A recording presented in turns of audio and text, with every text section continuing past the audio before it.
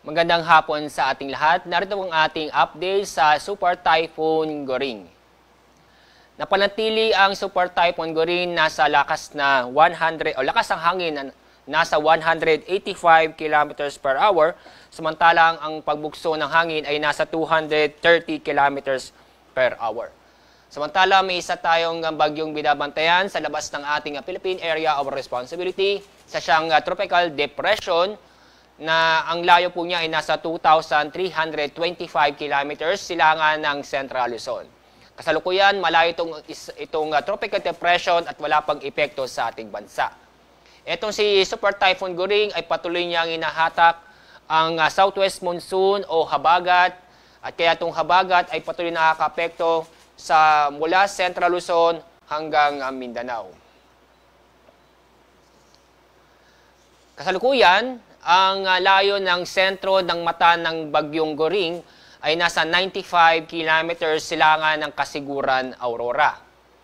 Inaasahan pa rin natin ito'y kikilos pa-loop, kaya bukas ng hapon, nag-loop ang kanyang paggalaw at as of 2 p.m. bukas, ang layo ng sentro ng bagyo ay nasa 335 kilometers silangan ng Tuguegarao, Cagayan. At ito'y magpapatuloy sa direksyong generally northeastward. And then sa pagdating ng Wednesday ng hapon, medyo malapit na ho siya sa power line at ito'y nasa coastal waters ng Itbayat, Batanes. At pagdating ng Thursday ng hapon, ay inaasa po natin ito yung nasa labas na ng ating Philippine Area of Responsibility. At pagdating ng Friday, inaasahan rin magpapatuloy ito lalayo sa ating bansa. At posible po, kapag napanatili ang kanyang direksyon o galaw ng Bagyong Goring, maaari pong Thursday o Friday this week na inaasa po natin lalabas ng PAR ang Bagyong Goring. So narito po mga lugar po na sa ilalim ng Tropical Cyclone Wind Signal. Signal number 3 ay nakataas sa eastern portion ng Isabela at extreme northern portion ng Aurora. Signal number 2 ay nakataas sa eastern portion ng mainland Cagayan. Kasama na rin ang central portion ng Isabela, northern portion ng Aurora at eastern portion ng Quirino. And then, signal number 1 ay nakataas sa Batanes, lalabing bahagi ng Cagayan kasama ang Babuyan Islands, lalabing bahagi ng Aurora, lalabing bahagi ng Quirino, Apayao, Nueva Vizcaya, Ifugao, Mountain Province at kasama na rin ang Kalinga, Abra, eastern portion ng Ilocos Norte, Pulilo Island, eastern portion ng Benguet, eastern portion ng Nueva Ecija at Calaguas. So itong mga lugar po ito na sa ilalim ng Tropical Cyclone Wind Signal ay makakaasa po o makakaranas po tayo ng masungit na panahon kung saan may mga malalakas na hangin at malalakas na pagulan. So, pagdating po sa ulan, dala ng Bagyong Goring, ngayon hanggang bukas ng hapon, may inaasahan tayong malalakas na pagulan.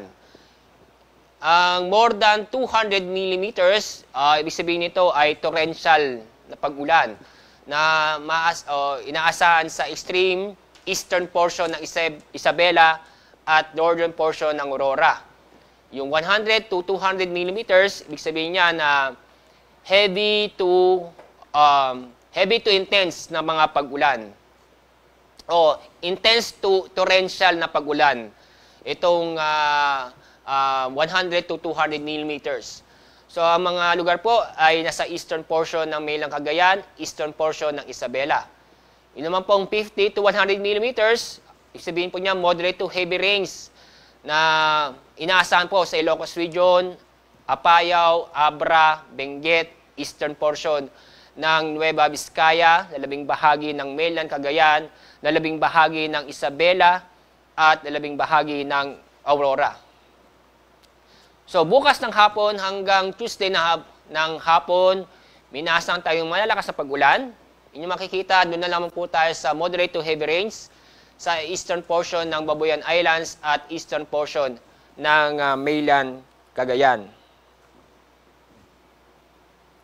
Pagdating naman sa southwest monsoon, na kung saan may inaasam pa rin tayong mga pag-ulan.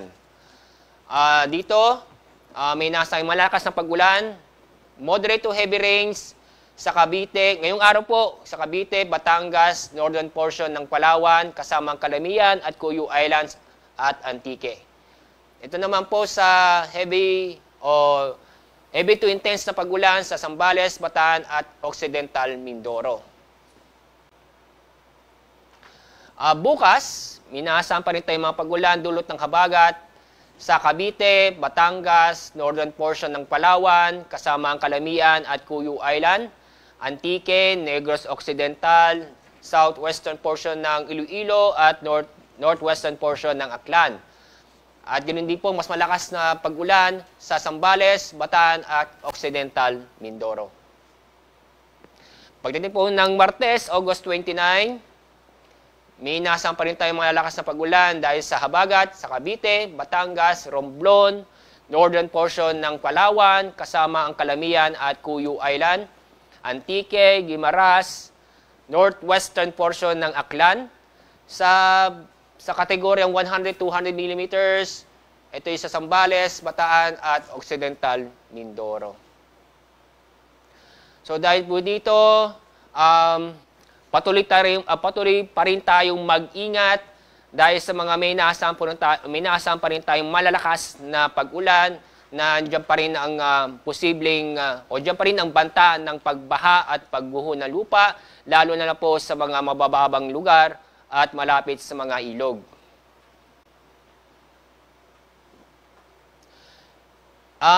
Minaasahan pa rin tayong paminsan-minsang malalakas na hangin dahil sa southwest monsoon.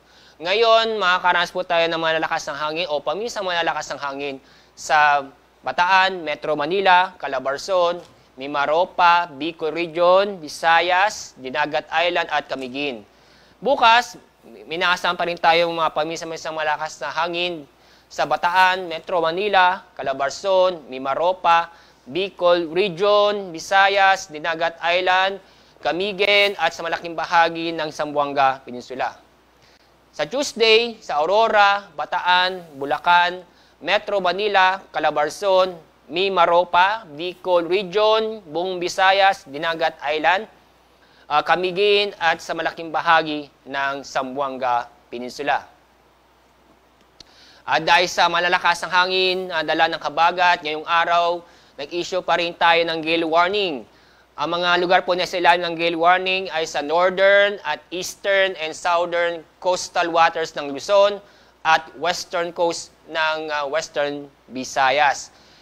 Kapag may gale warning, automatic pong bawal pumalaot na ating mga kababayan dahil may inaasahan tayong matataas na alon dahil sa bagyong Goring at sa habagat.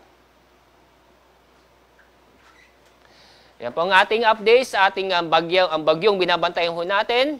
Maraming pong salamat.